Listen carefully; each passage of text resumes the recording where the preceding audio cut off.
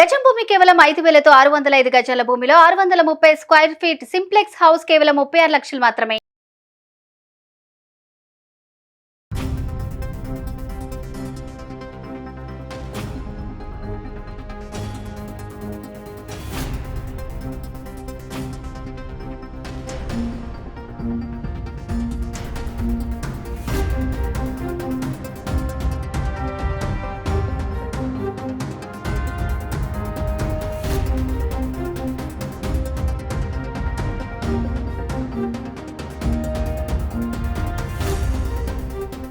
నమస్కారం శశి. నమస్కారం మహారాజు గారు. పల్లవి ప్రశాంత్ ఇవాళ ఇది హాట్ టాపిక్ ఉన్నటువంటి ఒక టైటిల్ విన్నర్ గాథ. కరెక్ట్. నిజంగా ఎందుకు అని అంటే రకరకాల కథనాలు మనం చూస్తూ ఉన్నామండి. అటు పబ్లిక్ ఒక రకంగా మాట్లాడుతున్నారు, సిస్టమ్ ఒక రకంగా మాట్లాడుతుంది, అండ్ దానితో పాటు కుటుంబ సభ్యులు ఒకలా మాట్లాడుతున్నారు, ఆడియన్స్ ఇంకొకలా మాట్లాడుతున్నారు, అభిమానులు ఒకలా మాట్లాడుతున్నారు. కొంత గందరగోళం క్రియేట్ అయినటువంటి పరిస్థితి. ఈ నేపథ్యంలో పల్లవి ప్రశాంత్ అనేటువంటి వ్యక్తి అతని మీద ఉన్నటువంటి రిమాండ్ రిపోర్ట్ అసలు ఏముంది, పోలీసులు ఏం చెప్తున్నారు, మీకు తెలిసిన వాస్తవ కోణాలు ఏంటి, అంటే దీనికి సంబంధించి బెయిల్ వస్తుందా రాదా? ఎందుకంటే ఎఫ్ఐఆర్ కాపీ 48 hours అయినా సరే రాలేదనేటువంటి, అంటే మా చేతికి ఇవ్వలేదు అనేటువంటిది అడ్వకేట్ చెప్పినటువంటి విషయం. సో ఇప్పుడు దానికి సంబంధించి ఏ విధంగా ఉందో అందరికీ తెలిసిందే. అసలు బెయిల్ వచ్చే అవకాశం ఉందా లేదా, ఏ విధంగా ఉంది? ఇప్పుడు ఇందులో నాకు తెలిసి ఇప్పుడు ఎఫ్ఐఆర్ అది వచ్చి ఉంటుంది, ఆయనకి బెయిల్ కూడా అప్లై చేస్తాం జరిగింది. నాకు తెలిసి రేపటికి పోస్ట్పోన్ అయింది. ఓకే, సో రేపు వాదోపవాదం తర్వాత రేపు ఈ టైంకి మనకి తెలిసిపోతుంది. ఇప్పుడు నా గెస్ కొట్టమంటే నా గెస్ ప్రకారం బెయిల్ రావాలి. ఎందుకు రావాలి ఏంటి మనం మాట్లాడుకుందాం. అది దానికి ముందు వెంటనే ఇప్పుడు జస్ట్ ఒక 1-2 hours back press meet ACP Hariprasad గారు ఇస్తాం జరిగింది, అండ్ క్లారిటీ ఇస్తాం జరిగింది. ఎంతమంది అరెస్ట్ చేసాము, ఇంకెంతమంది ఎతుకుతున్నాము. బేసిక్గా ఇందులో 4 అరెస్ట్ చేశారు. ఒకటి మన పల్లవి ప్రశాంత్ గారు, ఒకటి సాయి కిరణ్, ఒకటి డ్రైవర్ రాజు, ఇంకోటి మనోహర్, ఇంకోటి వినయ్ అని కూడా మనం వింటున్నాం పేరు. ఓకే, ఈ పేర్లే కాకుండా ఇంకొక 20-30 మంది గురించి గాలిస్తున్నారు. ఈ సీసీ కెమెరాస్ ఫుటేజ్లో వచ్చింది కదా, దాని మీద ఇంకా గాలిస్తున్నారు. ఎప్పుడైతే ప్రస్తుతానికి 4 అరెస్ట్ చేస్తామని చెప్తున్నారు. ఓకే, ఓ ఏసీపీ గారు చెప్పింది ఏంటి అంటే ఇందులో బేసిక్గా ఈ సెక్షన్స్ మళ్ళీ మనం మాట్లాడుకుంటే మాబ్, ఇప్పుడు ఈ సెక్షన్స్ చాలా ఫేమస్ అవుతాయి. ఇప్పుడు బిగ్ బాస్ ఎంత ఫేమస్ అయింది, సెక్షన్స్ కూడా అంత ఫేమస్ అవుతాయి. 147, 148, 290, 353, 427 రెడ్ విత్ ఐపీసీ 149.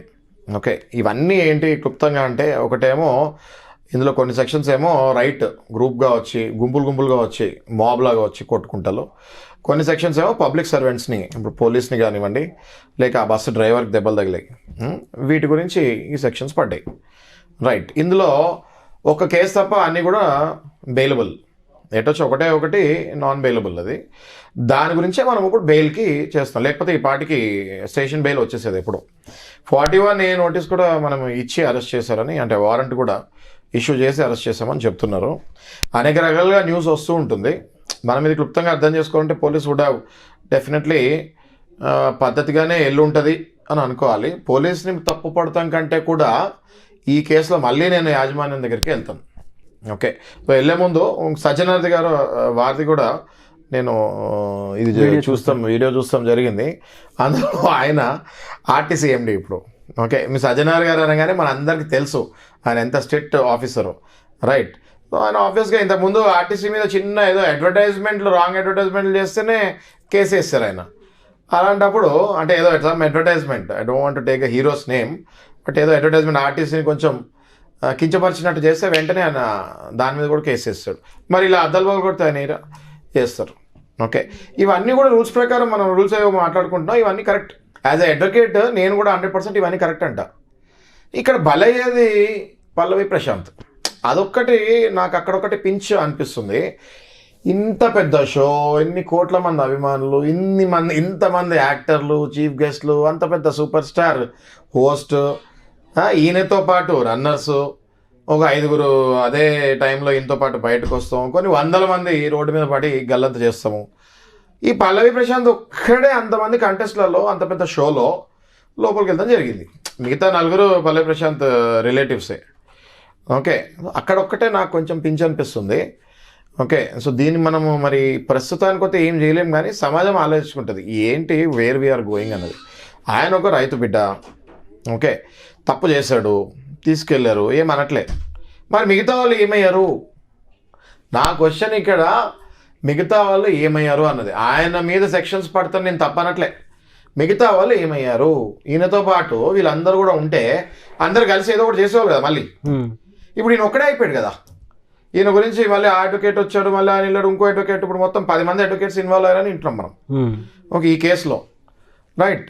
ఈ పెద్దవాళ్ళని కూడా ఆయనతో పాటు వేస్తుంటే పాపం మీకు అట్లీస్ట్ అడ్వకేట్ సపోర్ట్ అయినా వచ్చేది. ఇప్పుడు అది కూడా లేదు. పాపం వాలంటీర్గా కొంతమంది పెద్ద మనుషులు వెళ్ళి అడ్వకేట్స్ సపోర్ట్ చేస్తారు ఆయన్ని. రైట్. సో ఇది ఎంతవరకు కరెక్ట్, ఎంతవరకు రాంగ్ అనేది పక్కకు పెడితే, నేను మళ్ళీ నా హంబుల్ రిక్వెస్ట్ అదే నాగార్జున గారికి, కొంచెం బయటకు వచ్చి అట్లీస్ట్ ఒక మాటైనా మాట్లాడండి సార్. మీ బిడ్డలు లాంటి వాళ్ళు కంటెస్టెంట్స్ అందరూ, అందులో విన్నర్ అంటే ముద్దుబిడ్డ జైల్లో ఉన్నాడు, తెలంగాణ ముద్దుబిడ్డ. ఓకే, జైల్లో ఉన్నాడు. దయచేసి మీరు వచ్చి ఏదైనా ఒక స్టేట్మెంట్, ఏ కన్సోల్ స్టేట్మెంట్ ఒకటి ఇచ్చేసేయండి సరిపోతుంది. లేకపోతే people will feel very bad on యాజమాన్యం అండ్ ఈ షో ఓనర్స్ కూడా. అవునా నారాజ్ గారు? అవునండి, అవును. యా, ఎలా సార్ అంటే ఓవరాల్గా రిమాండ్ రిపోర్ట్లో అసలు ఏముందండి? రిమాండ్ రిపోర్ట్లో ఇదే అండి, ఇప్పుడు వీళ్ళు స్టూడియో నుంచి బయటకు వస్తాము, గల్లంత చేస్తాము. ఒక తప్పు ఎక్కడ జరిగింది, ఇక్కడ చిన్న తప్పు ఎక్కడ జరిగింది అంటే, పాపం మా అబ్బాయి విలేజ్ నుంచి వచ్చాడు, గ్రామస్తుడు ఆయనకి. ఓకే, లా పట్ల, చట్టం పట్ల అవగాహన 1% కూడా లేదు. నెక్స్ట్ ఇక్కడ ఇంగ్లీష్ కూడా ఇక్కడ మాట్లాడే వాళ్ళంటే ఏదో మాట్లాడతారు, అర్థం చేసుకుంటారు పరిస్థితి. ఆ అబ్బాయి డైరెక్ట్ ఊర్లో నుంచి ఎత్తి బిగ్ బాస్లో వేసిన వ్యక్తి.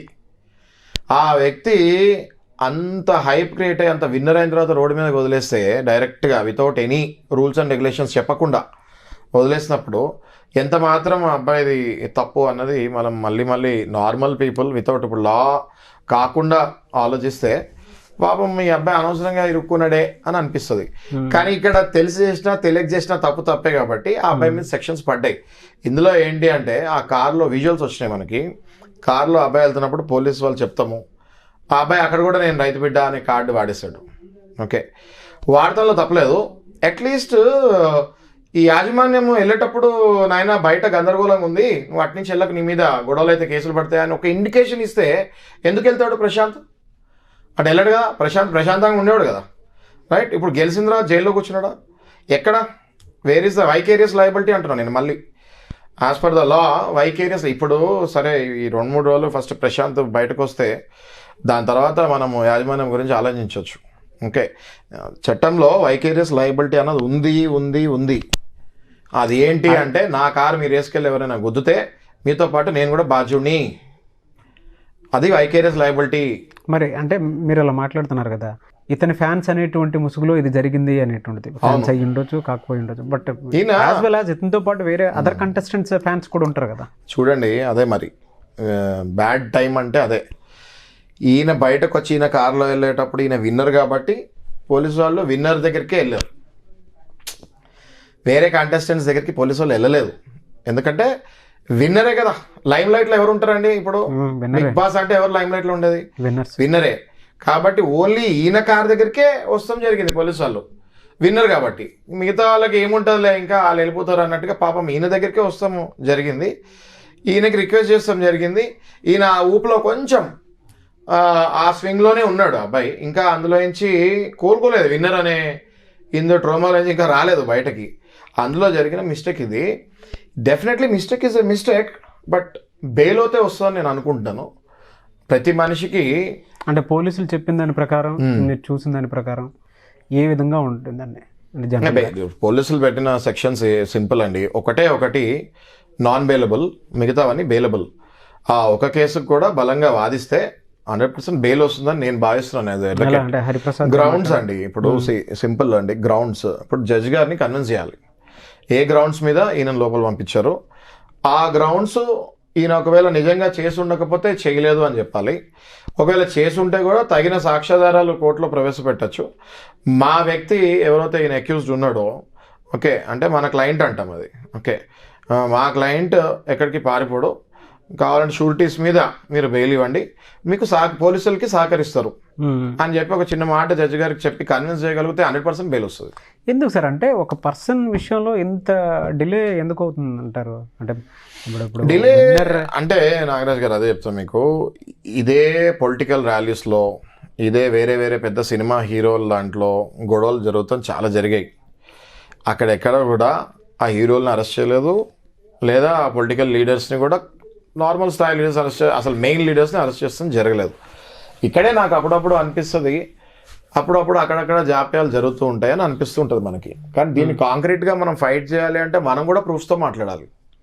నేను అందరికీ చెప్పేది అదే.